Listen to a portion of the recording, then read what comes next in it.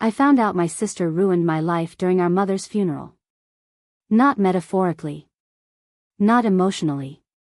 Literally ruined it, signature on paper, irreversible, smiling while doing it, ruined. The call came while I was standing next to the open casket, pretending not to notice how peaceful Mom looked compared to how vicious she'd been in life. My phone vibrated once. Unknown number. I ignored it. Vibrated again. And again. Finally, out of pure irritation, I stepped outside the chapel and answered. "Is this Elena Ward?" a man asked. "Yes. This is the county clerk's office.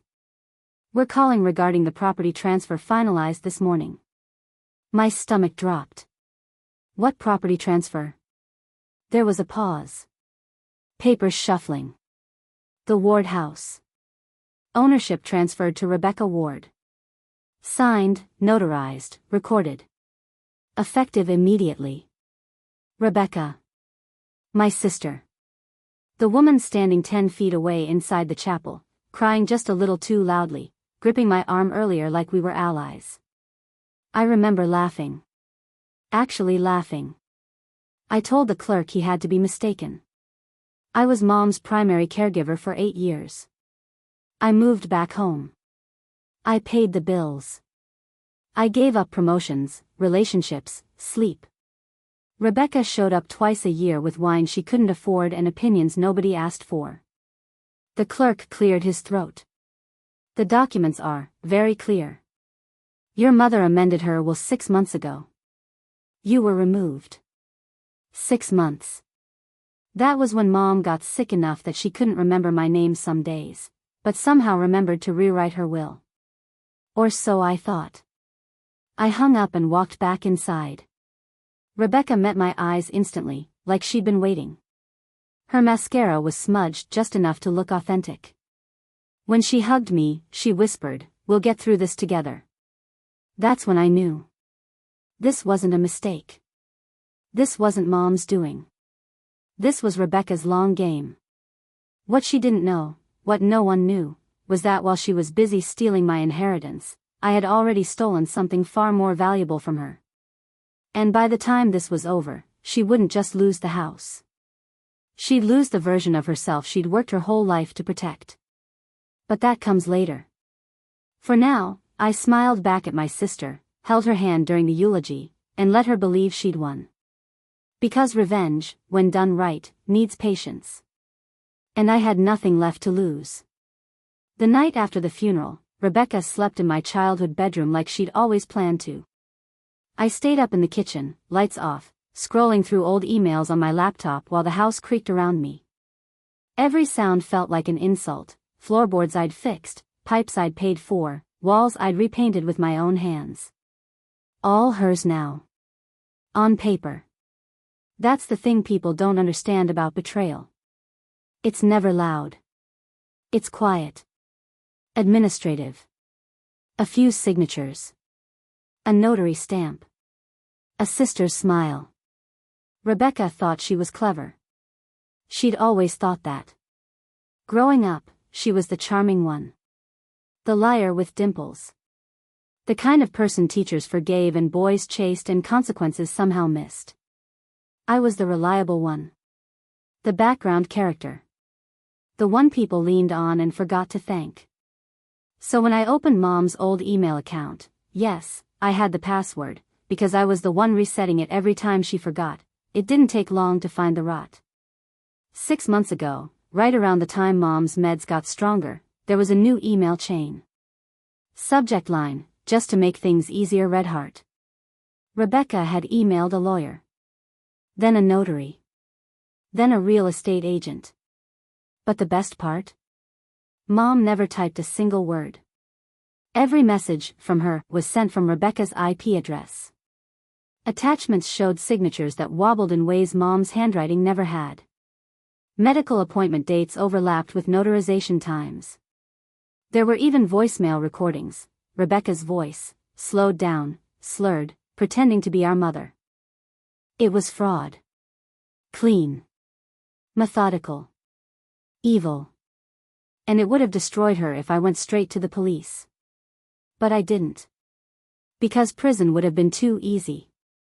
I wanted Rebecca awake for what came next. The next morning, she floated into the kitchen like a homeowner inspecting her investment. She talked about repainting. About renting out the basement. About how I could stay a few weeks until I figured something out. I nodded. Smiled.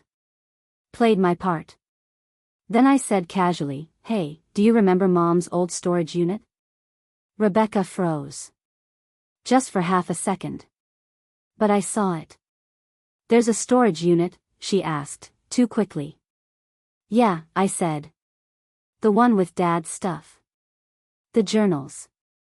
The paperwork. The backups." Her face drained of color. Because Rebecca didn't just steal a house.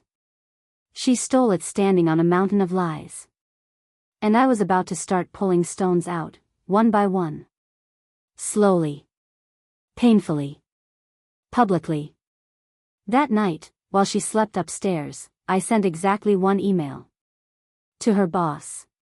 With a subject line that read, "This might concern you." Rebecca didn't come home that evening. That alone would have been normal. She was always busy, always important, but by midnight, her phone was buzzing non-stop on the kitchen counter where she'd left it. I didn't touch it. I didn't need to.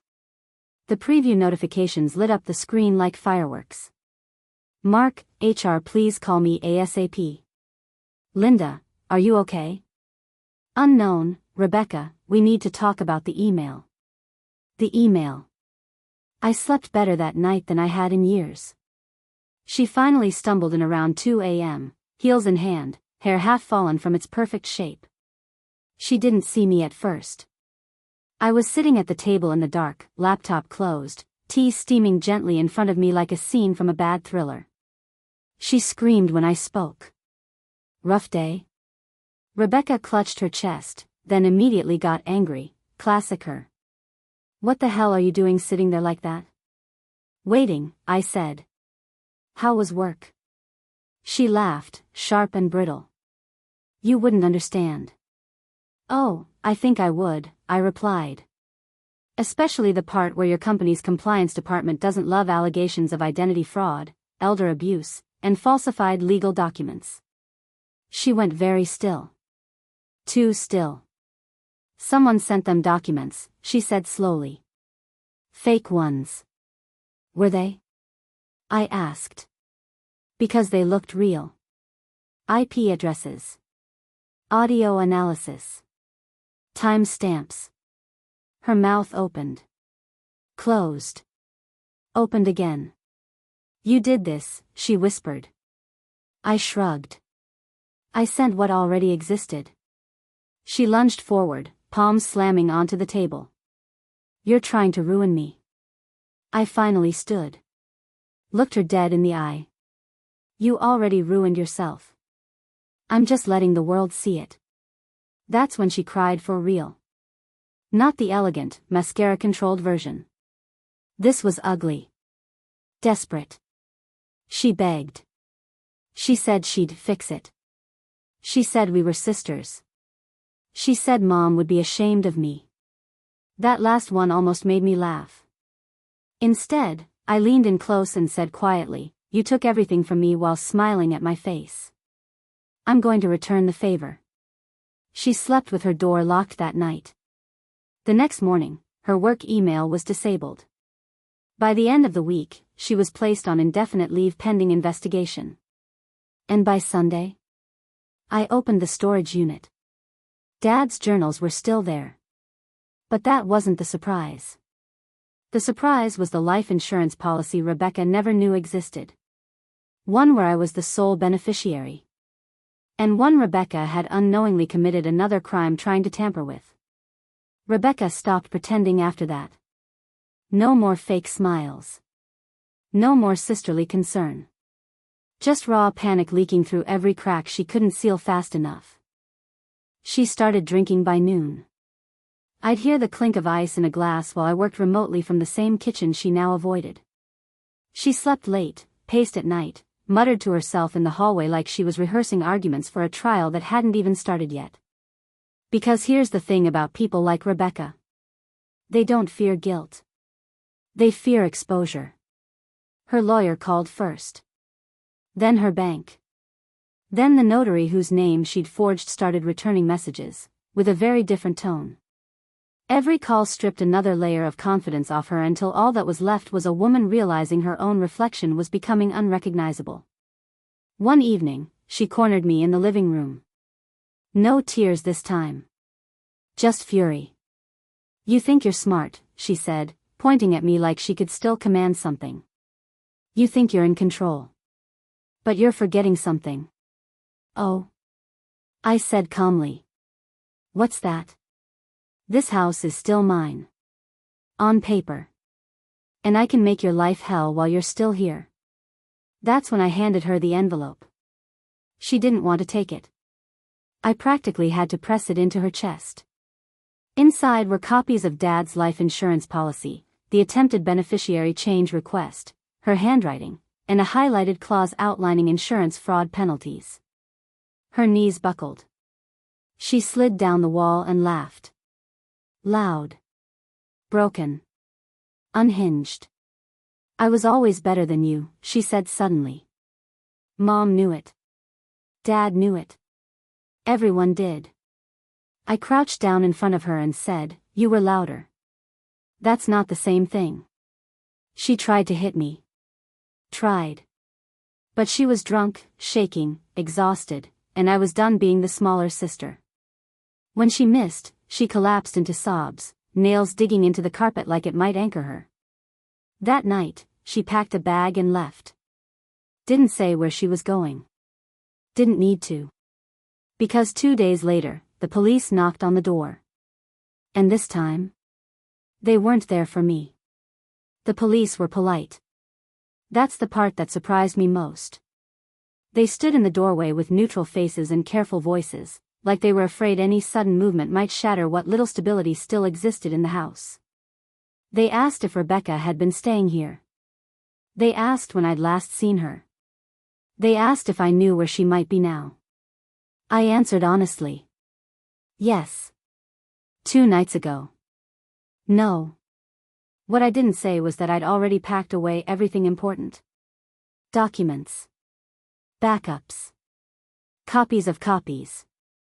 I'd learned from Rebecca, never leave originals lying around. They thanked me and left. 3 hours later, her name was all over the local news. Not the dramatic kind. No mugshot yet.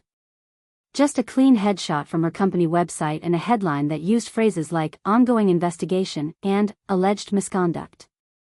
Elder abuse. Financial fraud. Identity theft. Insurance tampering. The kind of crimes that don't fade quietly.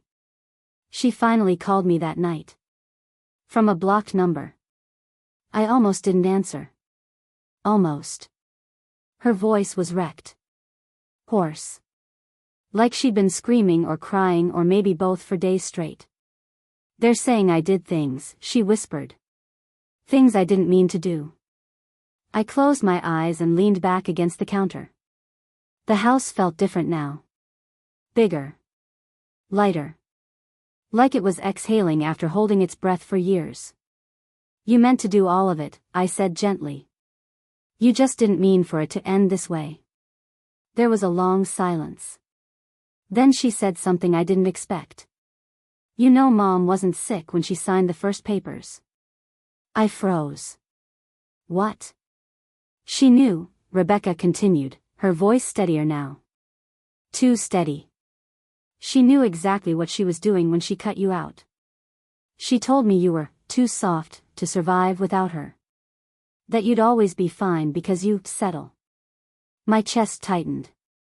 Rebecca laughed softly. "I just finished what she started." That was the moment I realized something terrifying. Rebecca wasn't the disease. She was the symptom. I hung up without another word. That night, I slept in my old room for the first time since the funeral. I dreamed of my mother sitting at the kitchen table, smiling the same way Rebecca used to, like affection and cruelty were interchangeable if you delivered them sweetly enough. In the morning, I made coffee and opened the final envelope I'd been saving. The one Rebecca never knew existed. The final envelope wasn't dramatic. No blood-red wax seal. No threatening letterhead. Just a thin manila folder with my name written on it in my mother's handwriting, steady, sharp, unmistakably hers. The kind of handwriting you don't get from someone confused or sick. Inside was a letter. Not to Rebecca. To me. Elena. If you're reading this, then Rebecca finally showed you who she really is. Or maybe you showed her who you are. Either way, things have played out as I expected. I felt cold. You were always the strong one. You just didn't advertise it. Rebecca needs conflict. She needs to win. You endure, and that scared me more than anything. My hands started shaking. So I made a choice. I left the house to Rebecca knowing she'd mishandle it. Knowing she'd push too far. Knowing you'd survive what she couldn't. There it was. Not favoritism. A test. A house is just wood and debt. What I left you was freedom. Attached were documents. A trust fund I didn't know existed, quietly built over decades, legally untouchable by Rebecca. Enough money to walk away clean. To start over anywhere. To never need this house, or her approval, or my mother's warped version of love ever again. At the bottom of the letter was one final line. Don't save her. She won't save you. 2 weeks later, Rebecca was arrested. No dramatics. No courtroom monologue. Just handcuffs, paperwork, and a woman who finally ran out of lies to hide behind. The house went into legal limbo, frozen by investigations and lawsuits she couldn't afford to fight. I didn't testify out of spite. I testified out of closure. Then I left. New city. New name on the lease. New life built on silence instead of survival. The last I heard, Rebecca tried to call me from jail. I didn't answer.